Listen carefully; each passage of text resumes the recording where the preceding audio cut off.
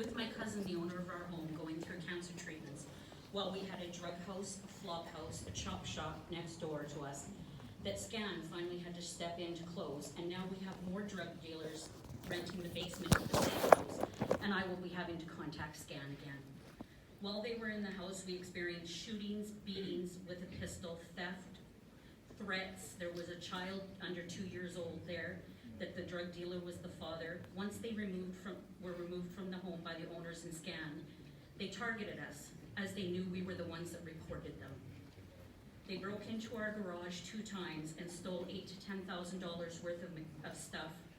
My cousin is a mechanic. Before he got sick, a bicycle with a gas motor he was given by a special friend while he was sick, 3 gas-powered remote control cars worth $3,000, and numerous other things. Our second break-in was more tools, and this time they even got through a metal lock that we put on the garage door. The third time they stole his quad trailer and sled deck, but we got both back as they dumped the trailer. It was registered, and we found the sled deck for sale on the buy and sell. And an RCMP dispatcher, by the way. We were told all 3 times by the police there was nothing they could do to help us. We needed to go looking for our property ourselves. And this was a hard hit for my cousin as they stole everything he had of value, and he cannot replace any of it as he's on disability now. So out I went into the streets looking at the consumption site, safe harbors, turning point, little gates, the pawn shops, etc. I have recently found a little of our property, but I have sure learned a ton about the streets of Red Deer and how unsafe they are. Since we have built a fortress fence in the back, we have put in an alarm system and patrol our area daily and nightly, moving the undesirables, looking into yards and such out of our area. So what we learned is we were told by the police that our property being broken into is a victimless crime. I can't see that. That's a farce. You are a victim when someone breaks into your home and your property, that our streets are not safe anymore, including the police, and that the consumption site is a haven for thieves and degenerates, because that's what we found. We've been threatened there.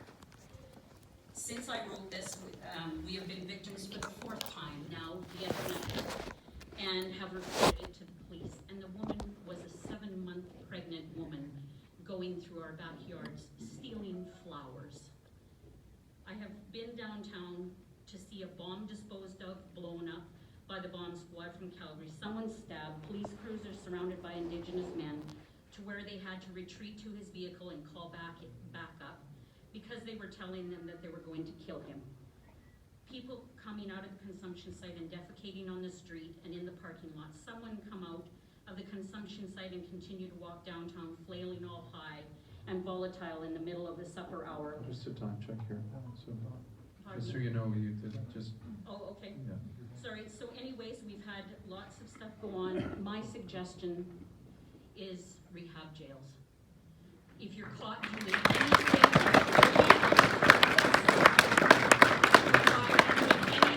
illegal to fund drugs, you should be put in a rehab jail. Okay. We should not be suffering in Okay, this. thank you for that. Okay, folks, just another thing here, because we're recording this, so applause kind of cuts people off, and it also will rob some people of time. So I recognize the need to show some recognition, but maybe just a little bit. So are we ready for the next one? Thank you so much for sharing that, and for being courageous enough to start the process on.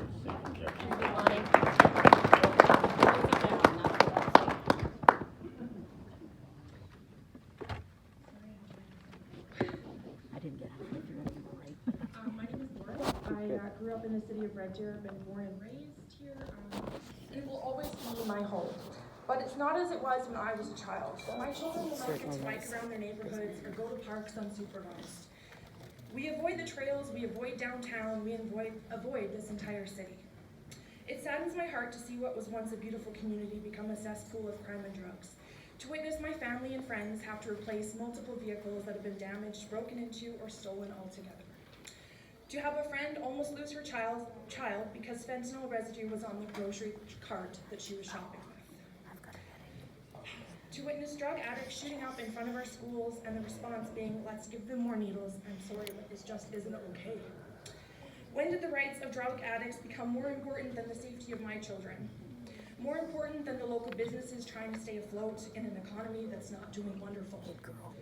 More important than the hardworking taxpayers who have to continually replace and repair what they have worked hard for? Our provincial representatives have abandoned us by allowing this site to continue. Allowing safe consumption sites is enabling addicts. We need a different solution, and filling the city of Red Deer with free-rein addicts is not the answer. Endangering innocent children at their schools and parks is not the answer. We have a drug house beside us. I live in Highland Green. I have been trying to sell my home for 1.5 years. I can't sell my home because these drug addicts are there. Because there's people coming and going at all hours of the night and day, mind you, with little children running free. It's not okay. The point of the matter is Red Deer is just simply not equipped to deal with this site and all that comes with it. I would agree with the last speaker in saying that a rehabilitation jail would be the best answer and the best solution for our city. Thank you. Thank you so much.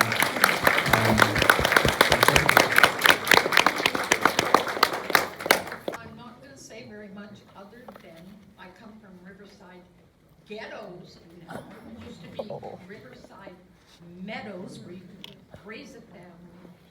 And now everybody's called the RCMP. It's so many drug, and I agree with everybody. Red Deer is not the place for a safe consumption. You're giving them, a license. Oh, well, I'll just go and shoot my heroin or whatever, but yet if you catch me on the street with one, guess what? I go to jail. Find some place, and right now I feel if the city of Red Deer and everybody wants to have this safe consumption site, the homeless, then Mayor Beer, put them in the bottom of City Hall and you look after them. So us residents.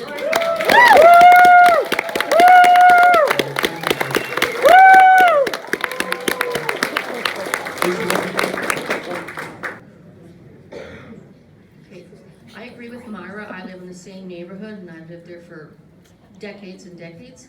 And our neighborhood is being inundated by all of this. You have this safe consumption site. They go across the walking bridge. They come into our area and they're at that homeless shelter. They got the mustard seed. You're enabling all of these people. They're drunk, they're disorderly, they're coming through our parks. They're sitting in our parks doing drugs. Nothing's being done about it. You call the police, nothing's being done. They're sleeping under our trees. I suggested, have these trees cut. Oh, well, nothing's done about that. I do not agree with any of that. You're definitely enabling people. Yes. Why? Our seniors live in poverty. Why would we support these people? Sorry, they made a choice. That's right. I have my own problems, but I gotta support myself. I don't expect everybody else to. Get rid of these buildings. Get rid of them.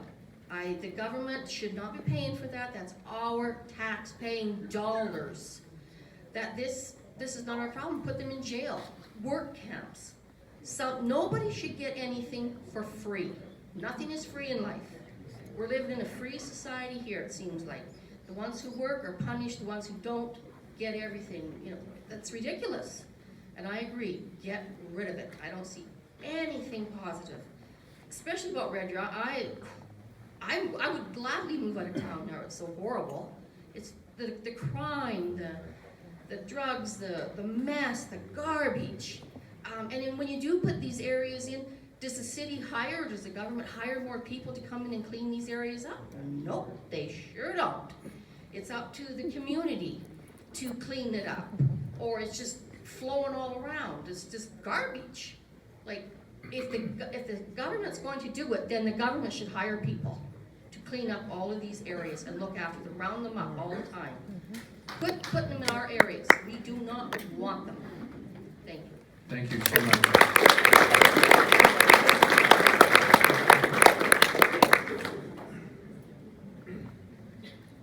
My name is Diane. I'm a retired social worker.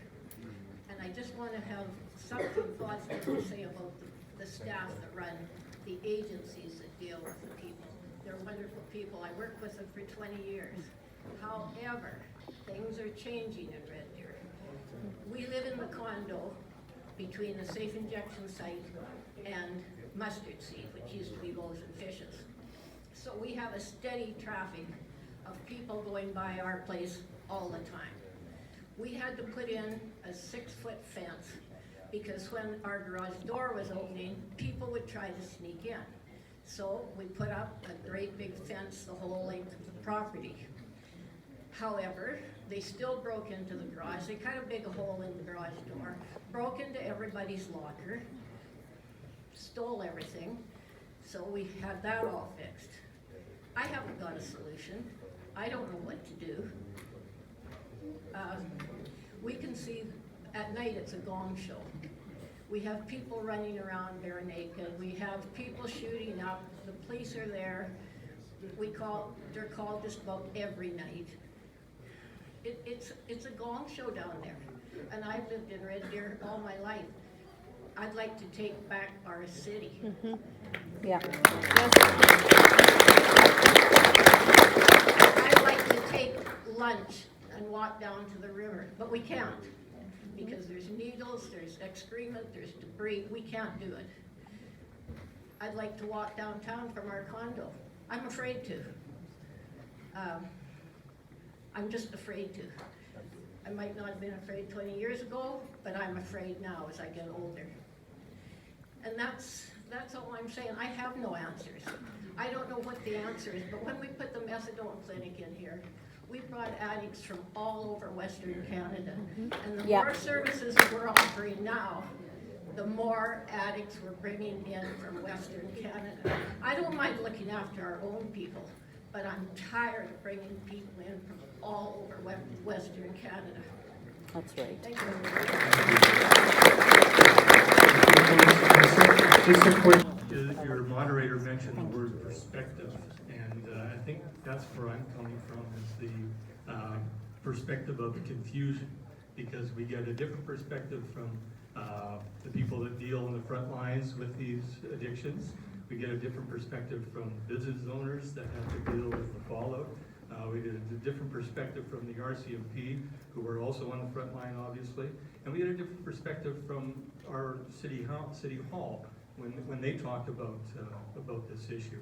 So to add to the confusion, when I look at alcoholism, gambling, smoking as an addiction, and even food, people that have trouble, struggle with weight issues and food problems.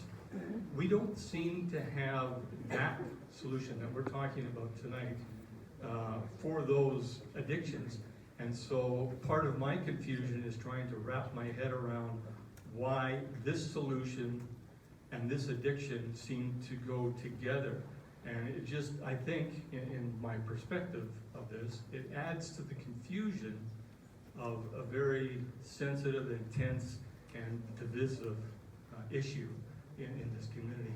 I don't know if there's an answer on the why this addiction is so individualistic, I guess, to have this solution applied to it, while other addictions don't have this. And you don't give an alcoholic alcohol. You're not giving a smoker a carton of cigarettes. You don't give a gambler money to go spend in the casino. And so I'm trying to, that's why I'm here tonight, is to get an understanding of why this solution is the answer, and other solutions that maybe won't be as invasive to the people that live here. And that's about it. Thank you. Thank you so much.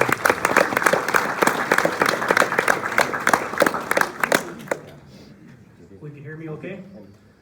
Yeah, before I forget, I wanted to touch base on something the previous gentleman said in regards to we don't give alcoholics alcohol. There's something called a managed alcohol program, and essentially what it is it operates on the same principle. This supervised consumption is being used in other avenues of addiction. The reason I'm here, I actually met with you guys last night. Is this a positive to the community? There's nothing positive about this, but the reality is, as far as the crime and stuff goes, the crime's everywhere. That's being discussed here tonight. I've had my 2 dirt bikes stolen, a car stolen, I've had my passport stolen, I've had cash stolen. My wife was robbed at knife point. All of that was before an OPS was ever in Red Deer. The crime's massive. The UCB, We haven't had it before that. justice minister is out right now dealing with rural crime. I mean, this is every